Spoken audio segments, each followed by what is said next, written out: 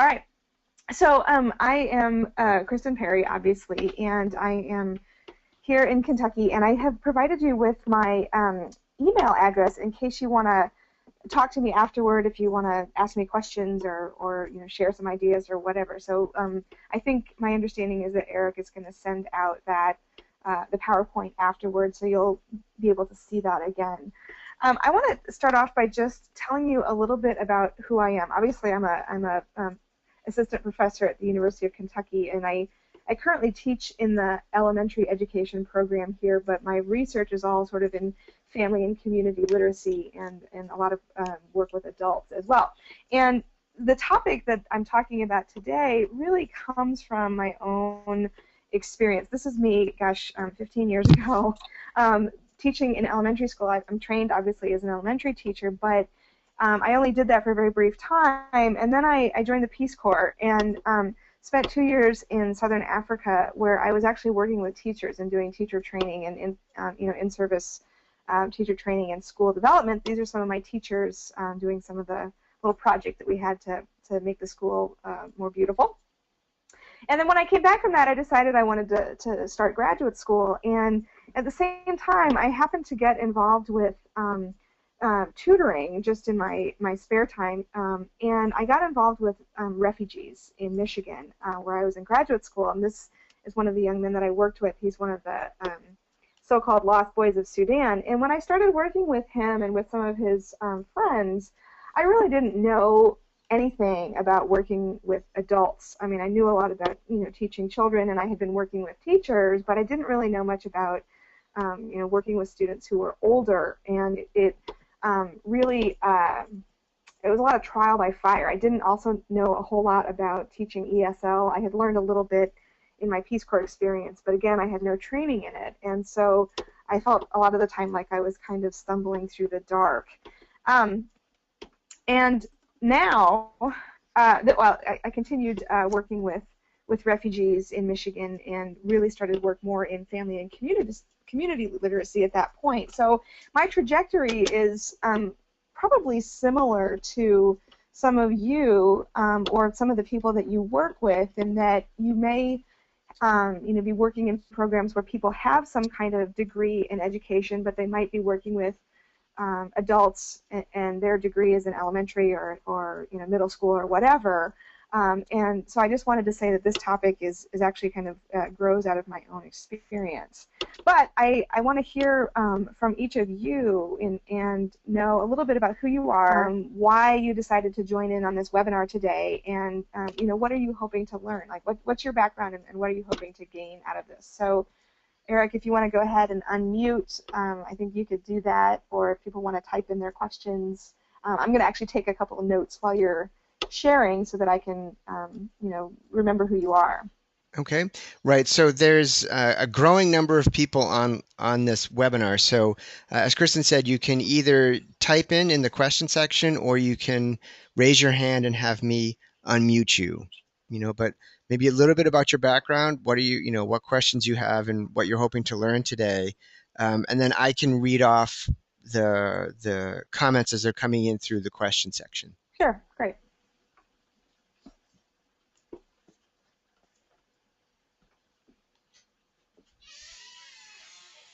This is the awkward silence portion of the... Yes, on a webinar, there's always the awkward silence as people are typing or people are kind of composing themselves. Right. And if you're in a classroom, they look very engaged and focused, and you only can visualize that when you're on a webinar. Sharon writes in that she's a lead instructor at Lanier Technical College in the Adult Ed program, and she's here because they have wonderful community volunteers who help her teach GED subjects. Okay, great.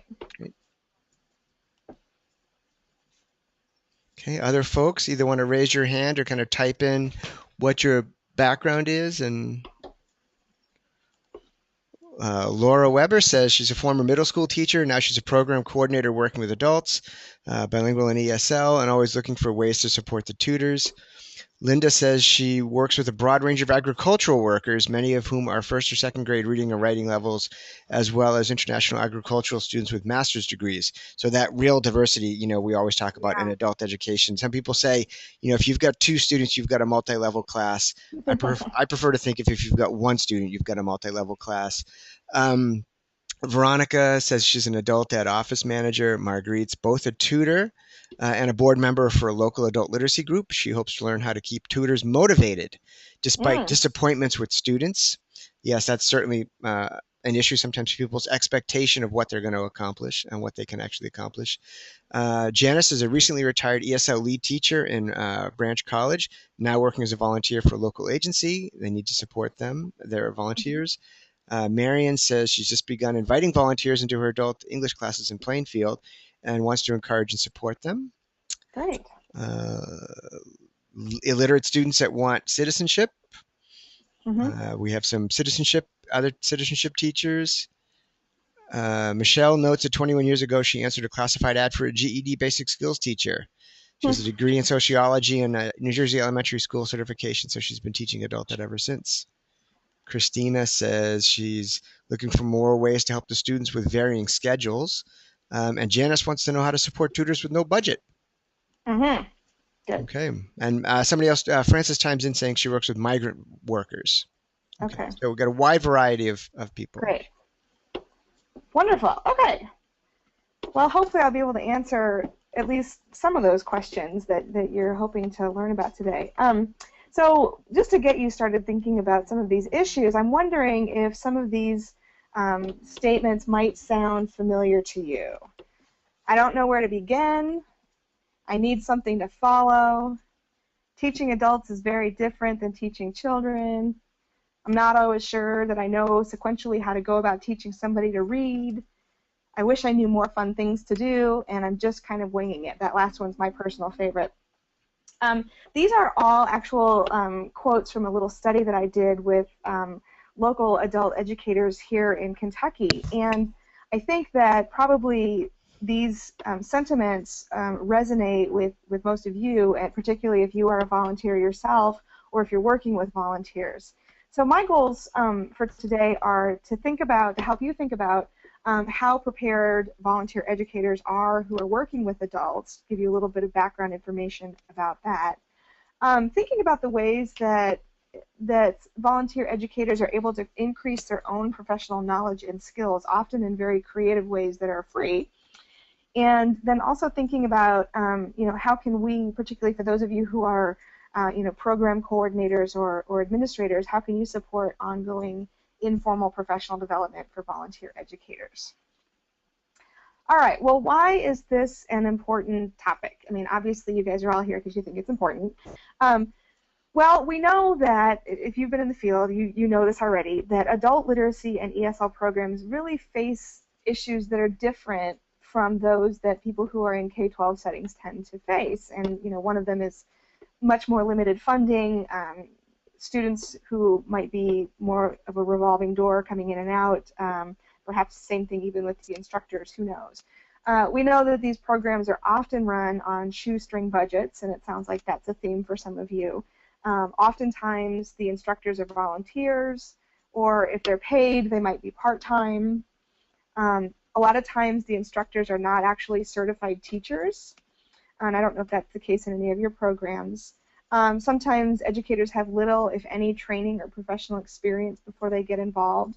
And I just want to say that when I'm using the word educators here, I'm using that very broadly to think about people who might be doing sort of one-on-one tutoring or working with small groups, everything, the whole spectrum of what we might think of as teaching, including actually teaching classes. So I just want to clarify that. And we also know that there are educators who are certified, but they're not certified in what they're being asked to do. And I was certainly an example of that, where I was certified as an elementary teacher, but suddenly I found myself working with these 20-year-old refugees and didn't quite know what to do with them. So let me give you just a little bit of information. There's been some research here, and I just want to give you sort of a little taste of what this has said. So there have been a couple of studies by Bell, Ziegler, and McCallum that have looked at volunteer educators and versus paid educators. And they found that one of the things that was a little bit surprising for them was that they asked these educators to assess themselves in terms of their own knowledge about teaching reading, about adult education, and so on and so forth. And surprisingly, their self-assessment rarely corresponded with their actual mastery of that content. And in fact, oftentimes they felt these educators thought that they knew more than they actually did. What was also surprising to them was that it didn't really, those who were credentialed, those who had some sort of teaching certificate or some sort of training, knew more than those who did not. However, the volunteers had about the same level of knowledge as people who were paid, so it didn't really matter if they were paid or if they were a volunteer, they had about the same level of knowledge. But the big difference for the volunteers, and this is probably something that you might be familiar with too, these volunteers, most of their professional development was independent. It was not part of some sort of formal program.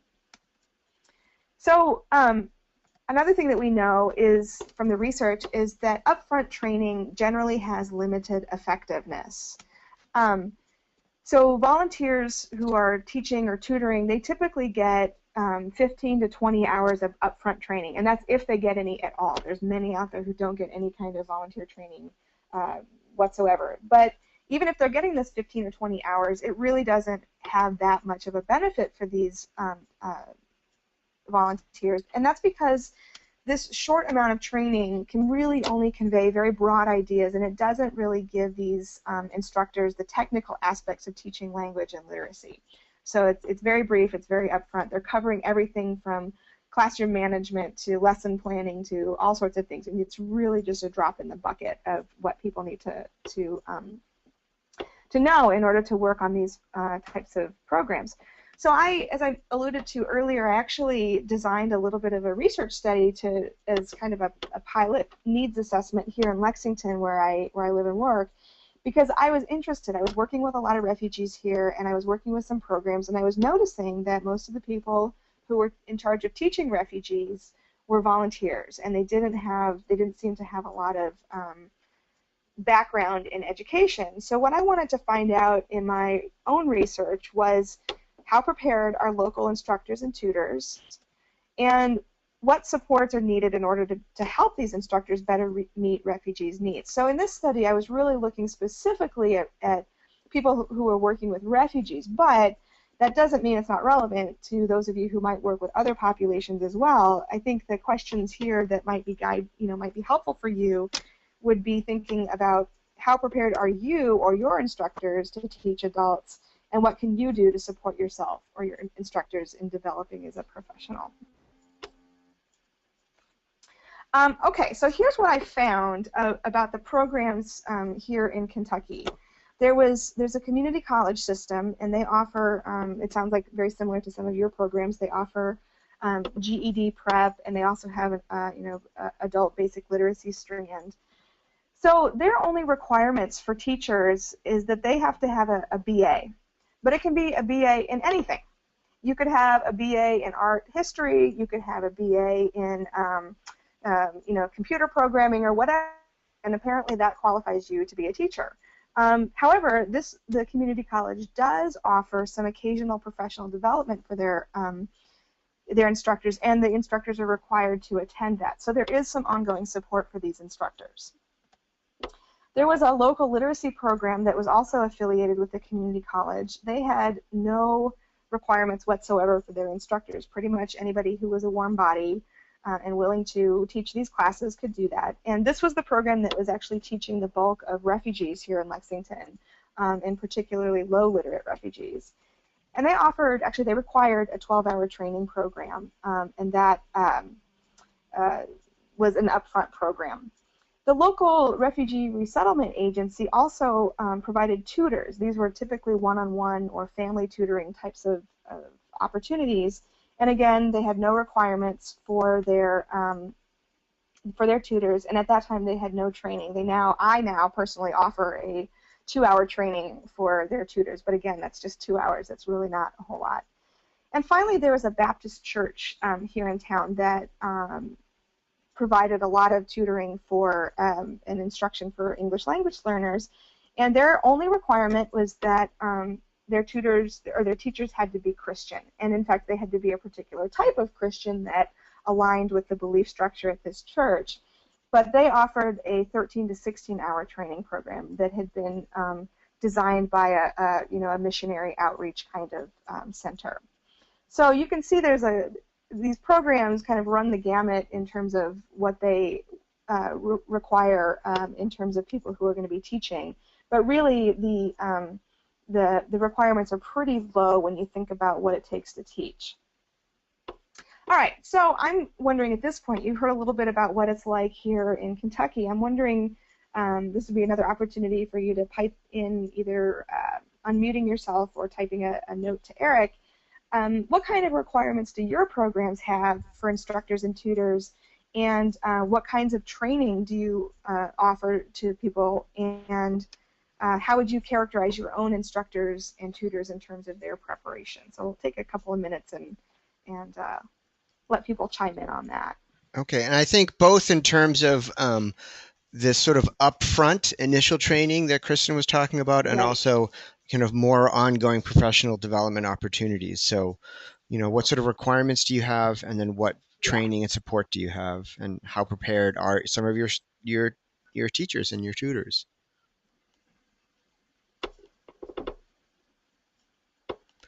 Laura says high school diploma or equivalent, 15-hour training course, and then tutor in service offered about twice a year.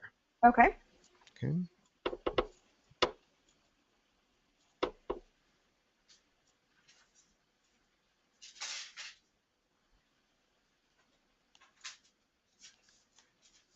Okay. I'm going to unmute Marguerite. Marguerite, you wanted to chime in? Marguerite, are you there? Nope, I'm going to mute her back. Okay. Sharon says professional workshops at annual state fall conference in Georgia. Hey, I've been there. Short faculty meetings on site. Okay. And John says he's a certified ESL teacher, and many of the volunteers are retired teachers. So, John, does that mean K-12 teachers?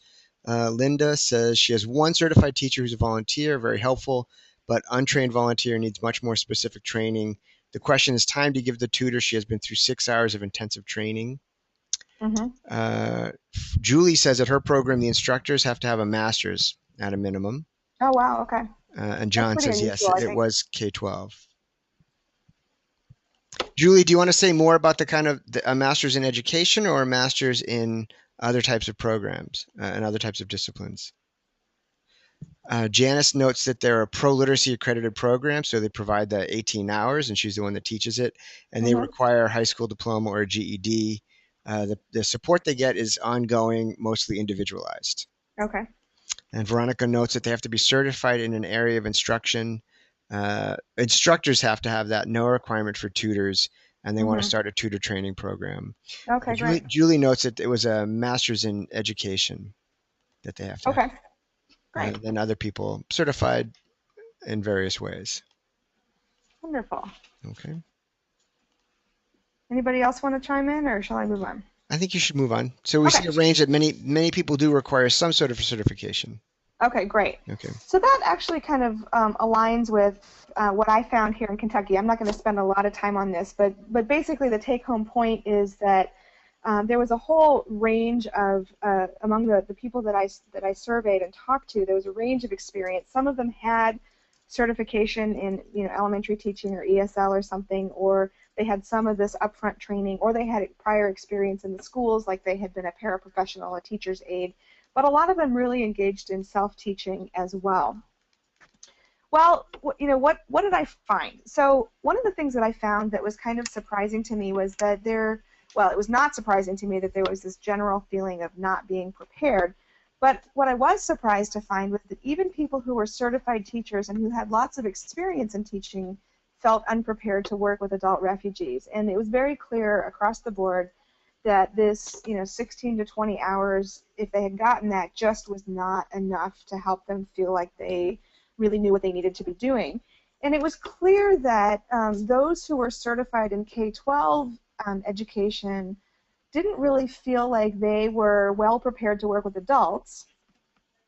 Those who had literacy certification were not always prepared to work with English learners, and those who had ESL certification didn't necessarily know how to work with low literate students. So every type of certification gave you maybe one little piece of the puzzle, but it wasn't quite enough. And so the theme that I kept hearing over and over again from all of the people that I interviewed, regardless of their background, was that they just were unprepared and they felt like they needed to know more. So these are the statements that you saw before, and these are their direct quotes. What they also said was that, a little bit contradictory to some of the other research findings, was that they felt that their initial training was helpful to them, but it was only helpful to a certain point.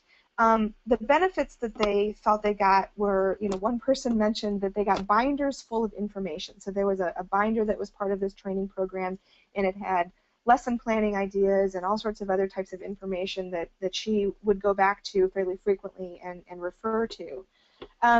Others mentioned that the training had provided a lot of knowledge about locating different teaching resources, things to look for. One person mentioned that the training had talked specifically about how working with adults was different from working with children, and that had been helpful for her because she had been someone who had worked as a paraprofessional in primary classrooms, I think in first and second grade classrooms, and so she had a good sense of what teaching looked like, but not necessarily teaching with adults. And one person, several people actually talked about the fact that the training helped them have confidence. And at first I kind of questioned whether this confidence might be kind of misplaced, considering that this was not a whole lot of training and most of them felt, still felt unprepared. But when I thought about it, I don't know how your programs are, but a lot of the programs here have a pretty high rate of volunteer turnover, and I think in part because they're not getting a lot of support. And it seems to me that having some confidence in somebody who tells you that you can do this might be really useful in terms of persistence of volunteers and getting them to stick with it when the going gets tough, as it inevitably will. And so helping your instructors to have that confidence might be an important factor to consider. What I also found was that... Kristen, I just want to interrupt 1 second. There are some people sending in comments saying that what you're describing sounds like their experience. Okay, good. So people are saying that this rings true to their own experience and to their program's experience. Great. Okay, so that helps me. That helps me a lot. Good.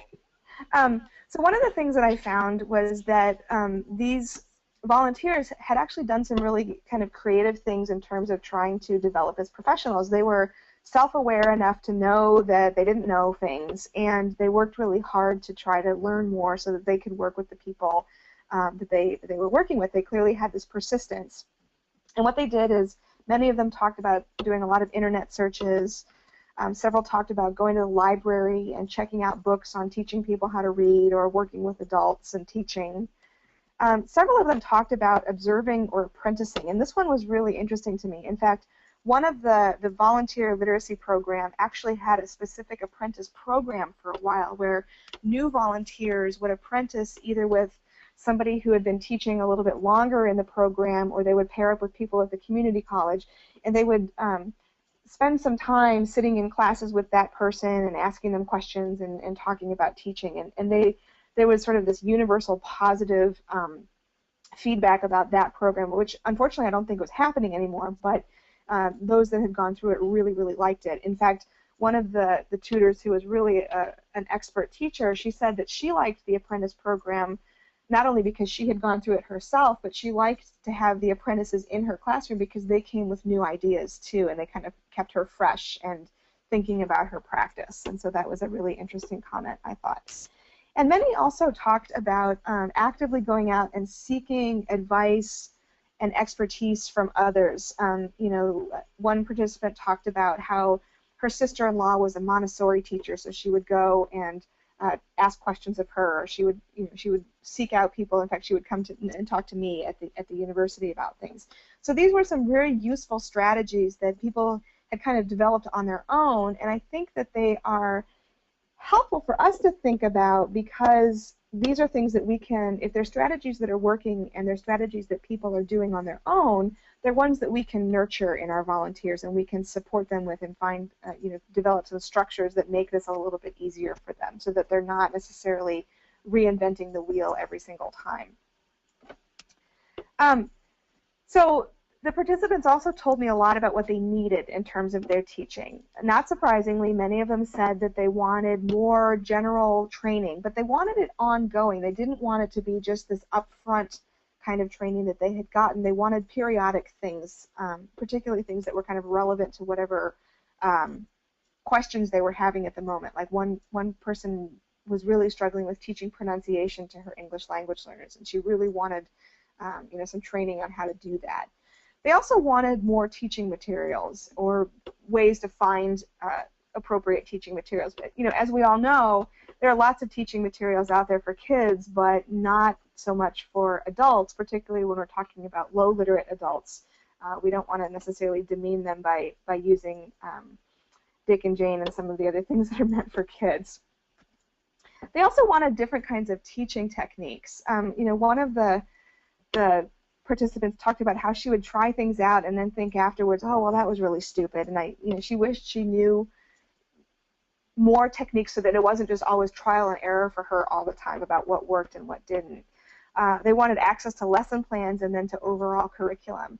And it occurred to me that what these participants were talking about, what these volunteers were needing, is what we tend to refer to as pedagogical content knowledge.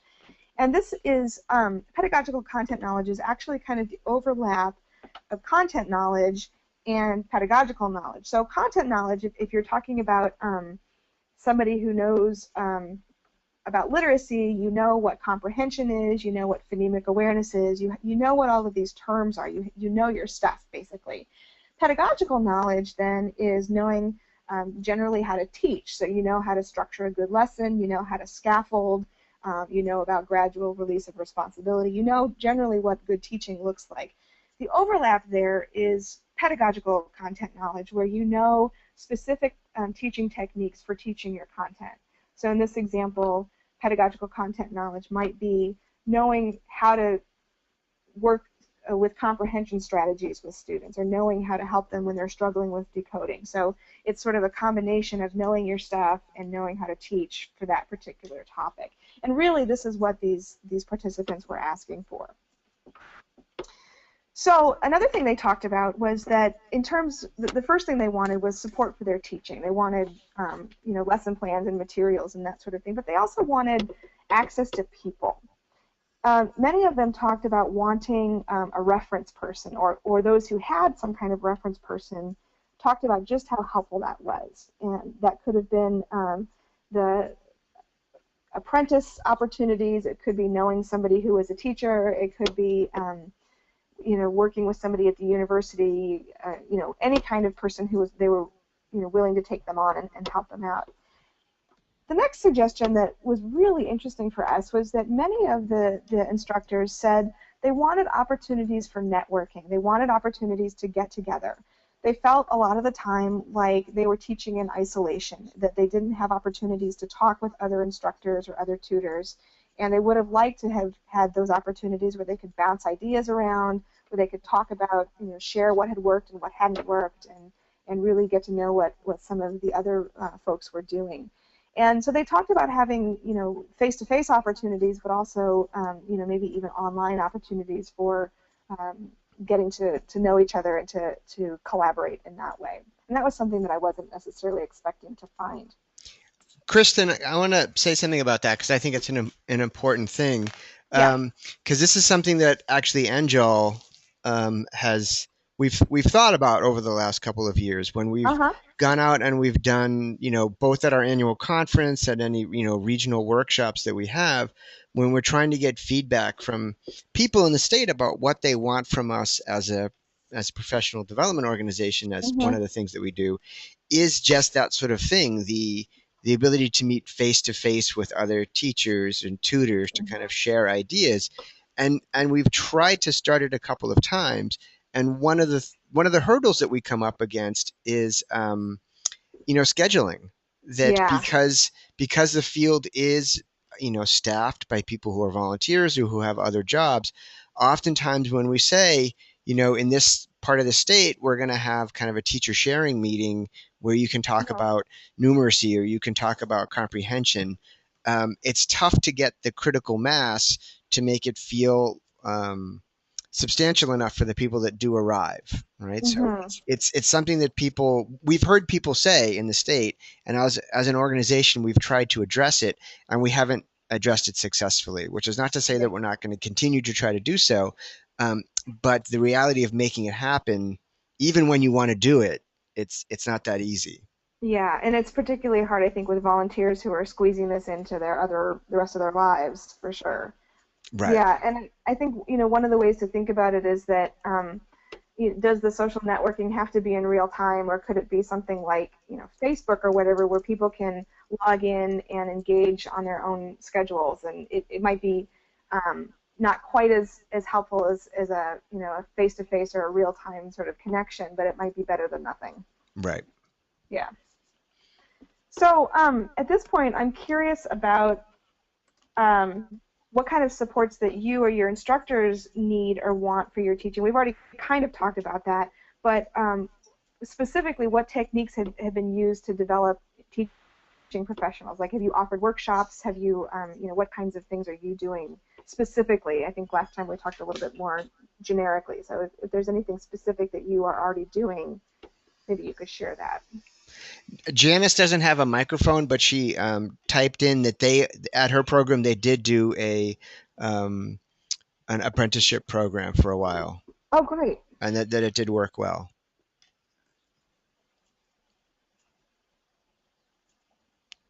All right. So are there specific things that you're doing? Okay. Linda notes that they have a 6-hour workshops, but you find that volunteers need more learning time. Yeah, definitely. I think one of the issues that comes up, when you're talking about something like pedagogical content knowledge, is that Hmm. it's really when you're working with specific students on specific topics that these issues come to a head, right? Right. So when I teach my courses at MSU, every class I try to share an instructional strategy or two, but I don't provide kind of a full recipe book in the beginning of the semester because to me, you don't know which approaches you want to try until you understand yourself as a teacher or a tutor, and then you Hmm. understand that particular student, right? Because there's not one Right. instructional strategy or approach might work like gangbusters for one student and not for another, and for one teacher and not for another, right? And so Right. one of the things that I try to stress to the teachers that I work with is really, think about who you are and how you want to go about this, and then the instructional strategies you choose will flow from that and not the other Right. way around. Yeah, and a lot of the participants actually talked about that. They said, we didn't really know what we didn't know until we got out there and, Right. and started jumping into the field and seeing who their students were.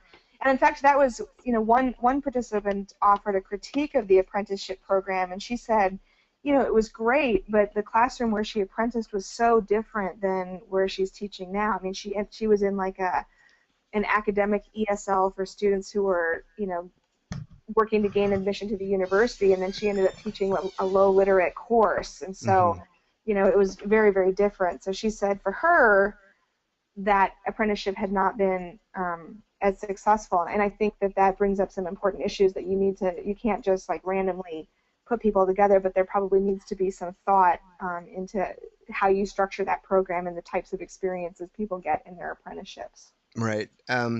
Janice notes that they assign a mentor tutor to several new tutors. Hmm. John notes that they do a workshop at least once a month. Oh, great. Um, Janice says she needs somebody to help with paperwork and formal assessment, and she doesn't have time to do all the registration and testing while I'm teaching. Hmm. Right. So if you're a understaffed and overwhelmed program, then all of these logistical things start to chew up a lot of Yeah. time. Right. And Sharon says she analyzes student objectives indicated by assessment and talks through the ways to teach those objectives, sort of brainstorming with the tutors and the instructors. This may include ways to group students and ways to get them more involved in researching information and applying it to their own needs. So trying to use, data and assessment to drive the instruction rather than sort of generic approaches. Right. Right. Great. Okay. Okay. Anybody else? Other specific things that people are doing successfully in your programs? Okay. All right. Well, some of the points that I want you to kind of take away from this before I talk about some specific things that you can do. Obviously, a theme throughout this has been that the upfront training is helpful, but it's a very limited benefit. And in fact, probably offering ongoing professional development that's specifically targeted to the particular groups of students that people are working with might be more useful. Again, this is one way where you can then tailor the professional development to what your instructors are actually dealing with on the ground. And in fact, we did this here in Lexington, where we actually just sent out a survey. I sent out a survey to the folks at this one program and asked them what they wanted help with, and it came back that they wanted help with a particular topic because it was relevant to them at that point. And I was able to develop a quick lunchtime workshop for them. But I think really that once your instructors learn who they're working with and what it is that they need help with, then you can think about professional development that's probably going to be more meaningful to them at that point. Another important point is that for those of you who are volunteers or who are working with volunteers, you probably know that much of your learning is hands-on, on the job, and it's individual on your own time. And I think that that's something that we need to think carefully about, because one, volunteers are already giving up their time to work with the students, and you want to be cautious about asking them to spend too much more time that they're already giving up. But on the other hand, you also want to set them up to be successful, and you want to help them with sticking with it when the going gets rough. And I think another really key takeaway here is that people resources are just as important as teaching resources. And this might be something that is helpful to think about, particularly for those of you who are on shoestring budgets. If you can identify people who are willing to volunteer a little bit of their time, like university faculty who have service components to their jobs, they might be great people who could provide a little bit of help without adding any extra cost. These people might be mentors, they might help with apprenticeships, and they might participate in the social networking. So here are some specific things that you can do, either if you are a volunteer yourself or if you're working with volunteers. One of these things is to facilitate mentoring. And I think that some of these suggestions might take a little bit of upfront work, but once they're up and running, they probably shouldn't take a whole lot of time for those of you who are administrators to actually have to keep your hands on. Hopefully they'd be fairly self-sustaining once you put the work into getting it set up. So the first suggestion that I have is to develop a list of people who are experienced or those who are faculty at colleges and universities, or people who are in the public schools who might be willing to serve as mentors for your instructors. You can encourage observations while the mentor is teaching, so that idea of apprenticeship. You can encourage mentors and apprentices to share lesson plans for feedback before they're taught. You might ask the mentors to provide feedback on teaching after they observe it. And one of the best things is maybe just to have the mentors serve as a resource for questions, whether that's just something quick over the phone or over the email, or maybe even getting together in person. So again, this is something that might be free or low cost to do, and hopefully once it got up and running, it wouldn't necessarily take a lot of your time. Along those, Kristen, along those lines, Gordon writes in that they keep recent graduates on as volunteers. And that the reason they do that is because these graduates understand the students and their needs, and they're motivated to help them and can help coordinate instructors and services because they're comfortable with both the students and the staff. So certainly, I think, Gordon, this is a really important point, that students who've gone through the program should be part of this active mentoring process, because they understand what's going on, both from the student perspective and as they go on from the teacher or the instructor perspective. And yeah, then that's a wonderful technique. Linda notes that resource people are great, and that she learned the most from a public school teacher who at the 5th grade level did graphic organizers, and then through a grant came into the classroom and they started a reading writing group with fifth grade experience. So there are some things that are generalizable, right, or that you can go across, so that the content that you'd be talking about in fifth grade wouldn't be the same thing that you'd be doing in an adult ed class or adult literacy class, but the idea of using a graphic organizer to focus and to structure the experience certainly is applicable. Right. Yep. Definitely. So my next suggestion is finding ways to encourage conversation, and we have already kind of touched on this a little bit. One way to do this is to gather people who really want to improve their teaching and have them get together to discuss experiences and approaches. And again, this could be something face-to-face, or it could be, asynchronously online or whatever. One way to do that is to organize brown bag lunches and invite experienced instructors or local experts to share their expertise. And if people aren't able to attend the lunch, maybe it could be videotaped and archived somewhere for somebody, to watch later. Another might be to start a professional literature book club, where you might select professional books related to the teaching and then meet to discuss them. Again, you could do that in person or virtually, or have like a running discussion thread if you wanted to discuss asynchronously. Another suggestion is to have instructors video record their own teaching and then get together with a group to analyze it, even if it's just another person or with their mentor. Looking at teaching and analyzing it and talking about what works and what doesn't work might be a great way to support some of your instructors. Okay. And this is something that NJAL, along these lines, NJAL can, I think, help out with some of these things. So, for example, a brown bag luncheon certainly is within a given program, but across the state, if there are people that are interested in particular areas of adult education, we can try to facilitate that conversation. So, for example, in the last month or so, I've heard from people that they're very interested in science, right, and the science part of preparing for high school equivalency tests. So in any one school or region, there might not be the critical mass of people who want to talk about science, but perhaps across the state, we can get a study group of people that do want to take science more seriously. So if there's something like this and you feel like in your program or in your region, you may not have people to turn to immediately, you send us an email at NJAL and say, this is something that you're interested in pursuing, and perhaps we can find like-minded people. I think we Right. can also do this. We can also do the same thing with the video recording. At the conference, which is May 10th, our conference is coming up May 10th. I'm going to do a session on video on digital storytelling.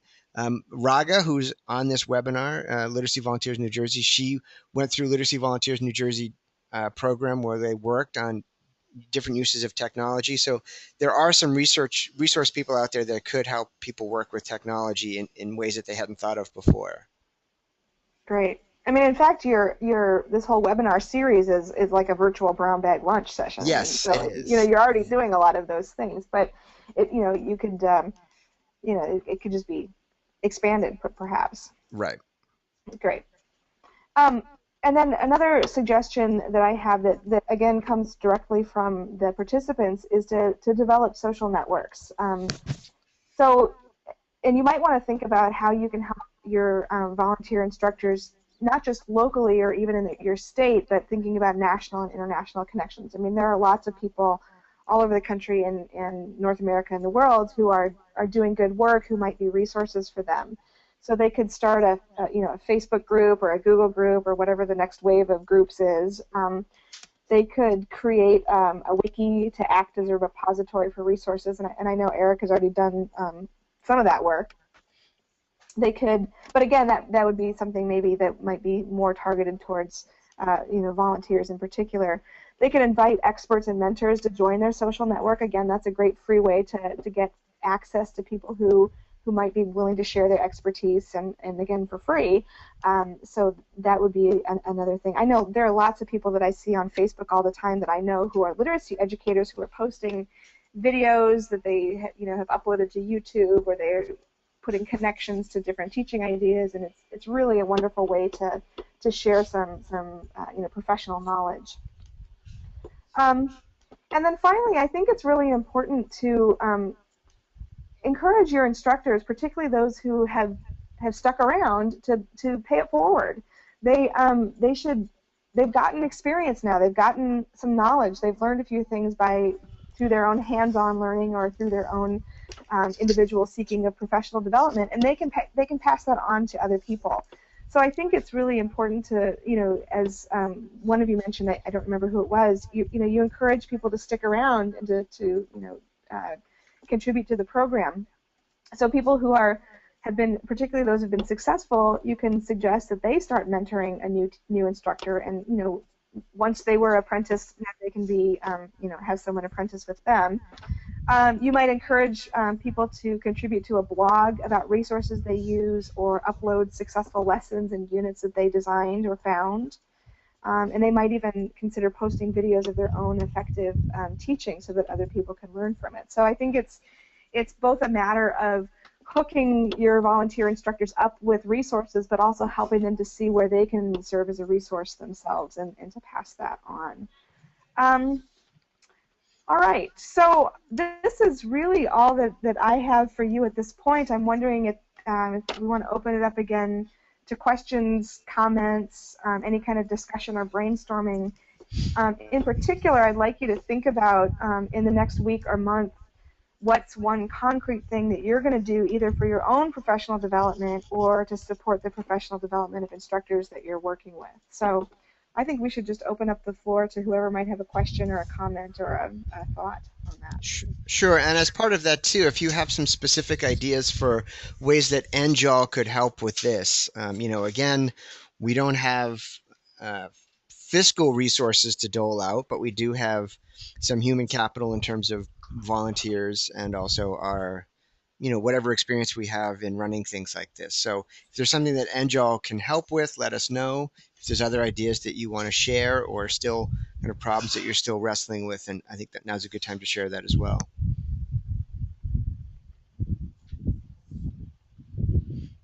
I mean, I will say one of the things that we floated in the past at the NJAL annual conference, we did this a couple of years ago, is having during the luncheon part of the a conference to have rooms or tables dedicated to particular topics.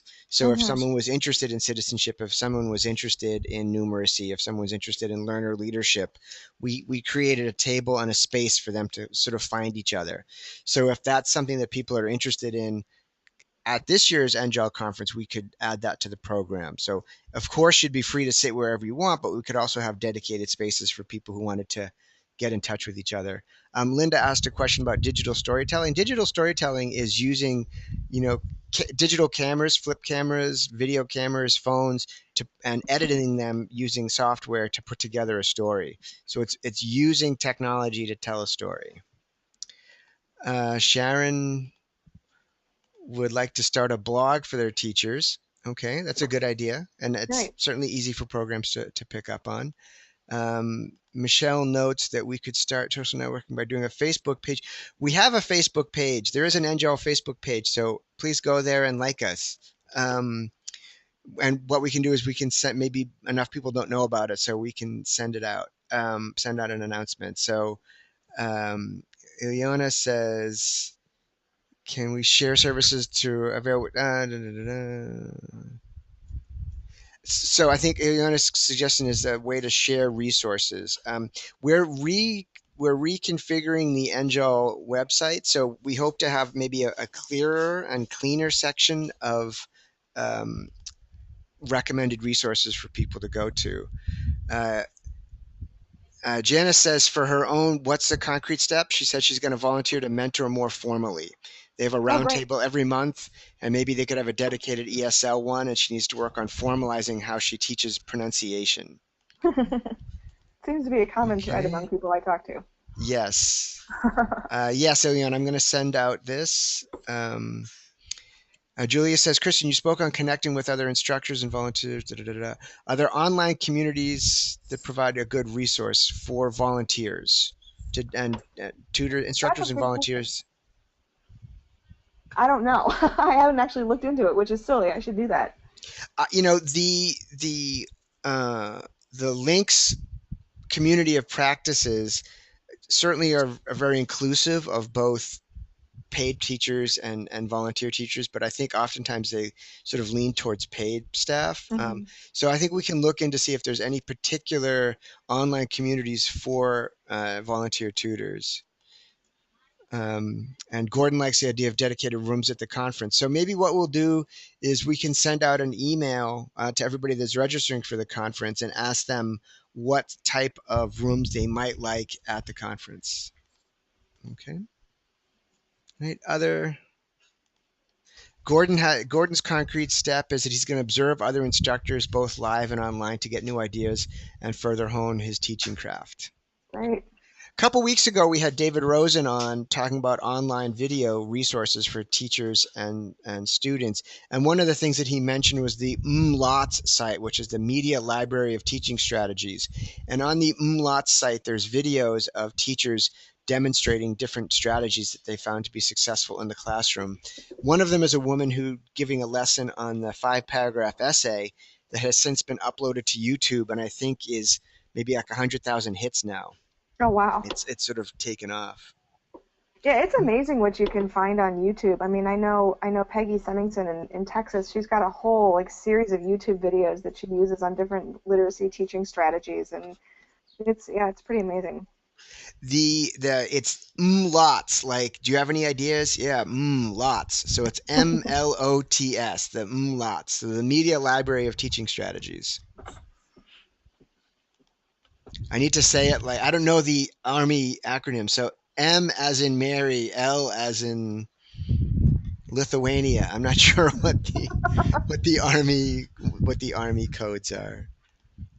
I mean, the observing each other's lessons, I think, is something that more people should have the opportunity to do. In Japan, there's a tradition of this called lesson study, where you have an idea for a lesson and you write up the lesson plan and you share it with some colleagues, and they come in and they view you giving the lesson, and then afterwards you talk about it, and it's great because it's not your boss evaluating you, it's not a job talk, so you can get some honest feedback in a situation where the stakes aren't so high. You're not fearful for your job or an Right. evaluation, so people can give much more, I think, directed feedback. And so I think there it are still some, takes time for people to be comfortable with that, being yes, observed, even if it's, not your boss. But I think with time, it becomes very easy for people.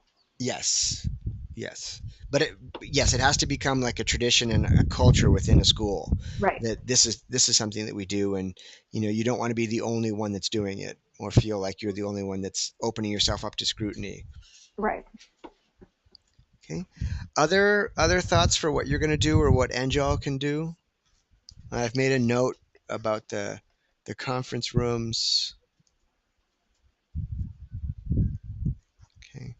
The other thing that I will say, and I always offer this as an opportunity, is that if you have an idea for a webinar, you can let us know at Angel, and I can help you set it up. The conference is coming up on May 10th. I can't repeat that enough. But we're going to be doing webinars possibly in May and even in early June. We're going to try to run a little bit later than we have the last couple of years. So it's possible that this type of webinar would be the opportunity to bring like-minded people together. So even if you don't have a fully developed program, but you want to spark a conversation and organize a conversation on a particular topic, we could use this webinar format to do this. Our webinar subscription, we have unlimited amount of webinars every month, and we can have up to 100 people on it. So it doesn't just have to be these sort of more formal webinars. If you're interested in using this NGEL resource to kind of have an online meeting, let me know and we can try to facilitate that conversation at the ngelmail@gmail.com. Okay, so just about the top of the hour. Any last minute thoughts, suggestions, questions, concerns?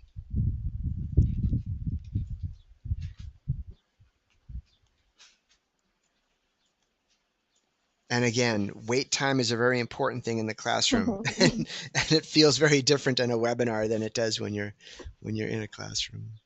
well, I'll just say that show you my last slide, which I put some of the references that I Okay. spoke about for the research earlier. Several of these are articles in Journal of Adolescent and Adult Literacy that talk a little bit about adult instructors, particularly those who are volunteers. So if you're interested in reading a little bit more, these might be some articles to check out. Okay. And as I said at the top of the hour, I'll be sending out both a certificate of attendance and then also I'll send the PDF. And then I hope to hear from you about what we can do next in terms of, you know, helping you structure ongoing, targeted professional development. So we're moving away from kind of a generic one size fits all that we know is not supporting the volunteer tutors that we really value. They're Mm-hmm. they're giving up their time and energy and ideas, and we need to support them as much as possible. Okay. So I would like to thank Kristen for presenting today and giving us some really good ideas.